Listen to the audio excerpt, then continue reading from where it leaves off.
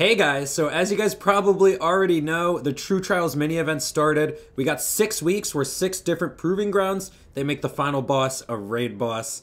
It's a pretty cool event. I already played it. And with that being said, this video is going to be about the Zane build that I use to get through the True Trials mini events. And also, my overall reaction to the True Trials mini events and what I think about it at the end of this video.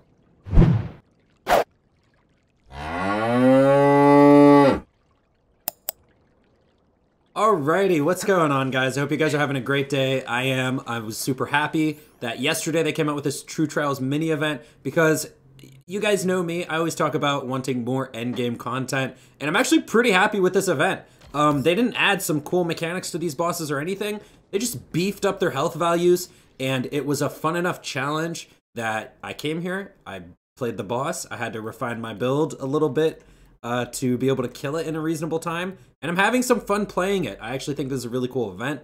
And with that being said, let me show you guys the Zane build that I'm using. So the build I'm using right now is actually a build I posted pretty recently. It's the Raid Boss Killer Zane build, but repurposed for the Skag of Survival. I'm going to tell you guys some different guns I'm using right now. This Raid Boss has 5 billion HP, which is pretty insane. So there's my red tree.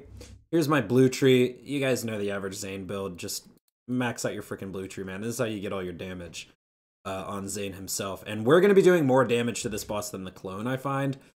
Just because the gun I'm giving the clone right now is super strong, but he kind of aims it like a freaking moron sometimes. Sometimes he shoots you with it, and it's pretty disastrous. And here is my purple tree. So in the purple tree, I went with Commitment over Headman's Hand.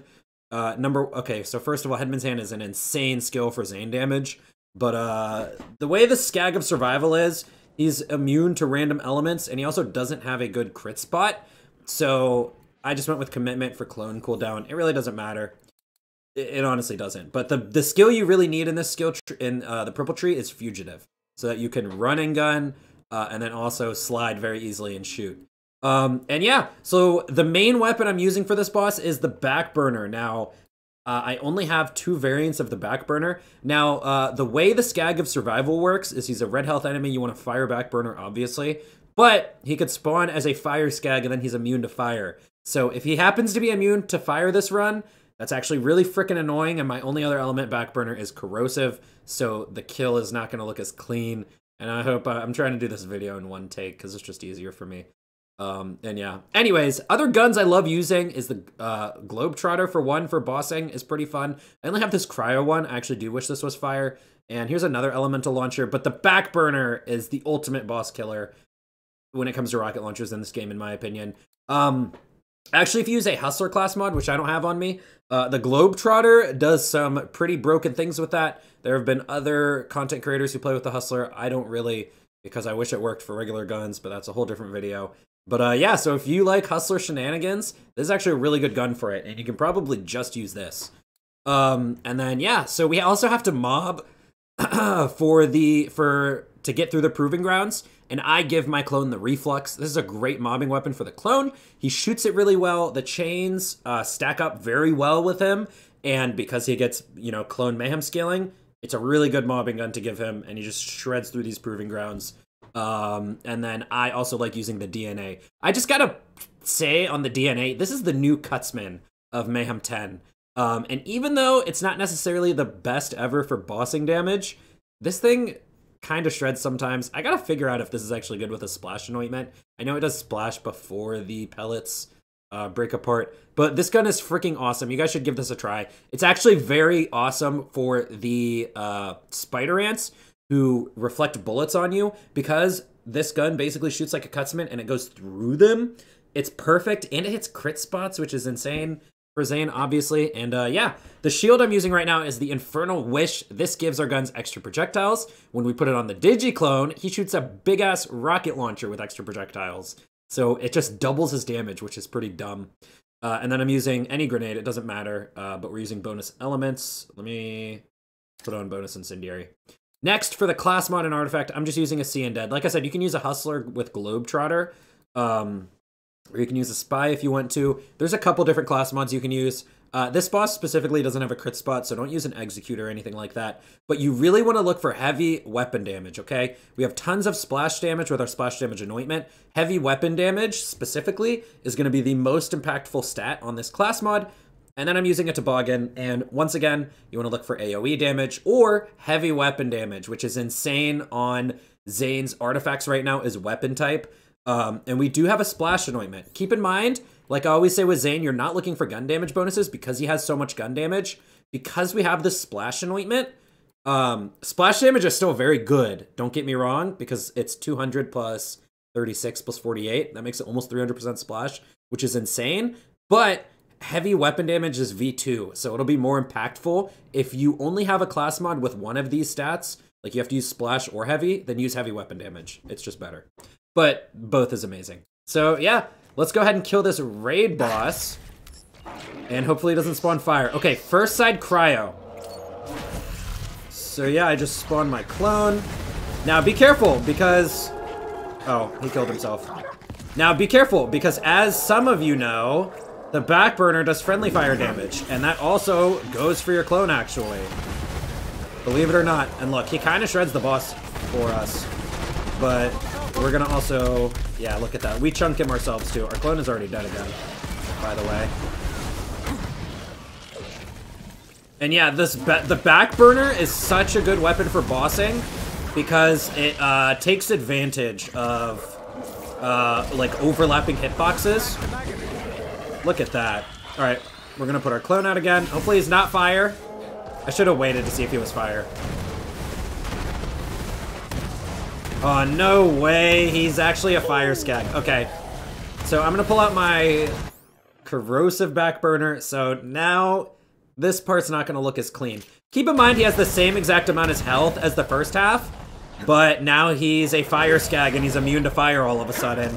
And he's a red health bar enemy, so let's just do it. This is part of the boss fight, you know? Sometimes he spawns like this instead. Also, one thing I should have pointed out when I was going over the build for new players who don't know this yet, but splash damage actually benefits Zane's Digiclone. So our splash anointment and our splash bonuses on our class mod and artifact will give damage to our clone. AoE is really important to look for on your artifact in Zane builds a lot of the times. Oh. Yeah, he is just not taking a lot of damage right now. I might pull out the Globetrotter, actually. Let's try this out. Maybe I should give this to the clone. And we're using the toboggan. I'm gonna give this to the clone. Yeah, you can see as soon as he's fire immune, man, it gets pretty rough.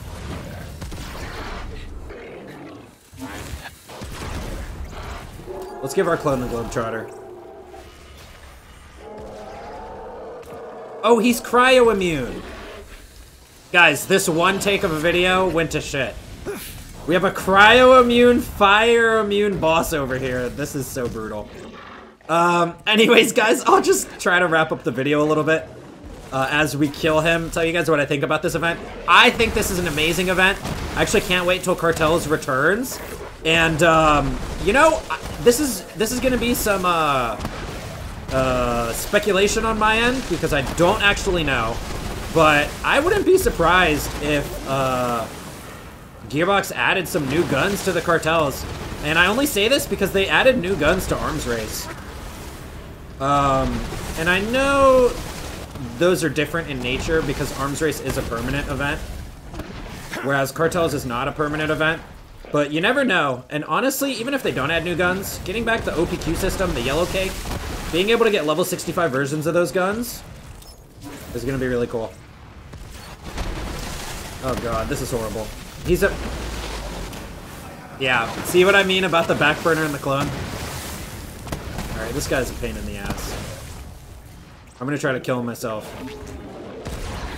You know, the other bad thing is that I have Cold Bore right now on this build. I'm spec'd into Cold Bore a little bit because I like using launchers. But this guy's freaking cryo immune right now, so there's just no point. Alright, our clone is doing some work for us. Don't worry, guys. Next week It won't be an elemental immune boss. Alright, there we go. Finish him off with the DNA. There we go. Alright. So, when he doesn't spawn as a fire enemy, it looks like the first half of that battle. But as soon as he spawned as a fire enemy, it gets pretty painful pretty quick because you got to use elements that are literally weak against him. Maybe if I had a radiation backburner ready as well, I would be good to go. But I know that you guys aren't going to have every element of backburner in his backpack. So honestly, I'm kind of happy that I got to show you guys a realistic look when things don't necessarily go our way. We get some elemental immune enemies, but anytime he's not a fire badass, it's a pretty clean kill in my opinion. And this is the build I like using. I like the clone. I'm not gonna lie, I do like speccing fully into purple and blue and just going full on Zane damage. But using the Digiclone is really fun for me, and it's really efficient in my opinion because he also, you know, he's a part of Zane's damage. You know, it's not part of his damage formula, but he's the character's action skill, and you can get a lot out of it. And that's why I like it so much, and one of the main reasons that made me start playing Zane, honestly, was his clone. So, yeah, hope you guys enjoyed this video. I hope you guys enjoy the events this week. Don't forget to drop a like on this video and subscribe to the channel. I will be streaming on my Twitch channel, twitch.tv/thickfillet_. And yeah, I'll see you guys in the next one. I'm out.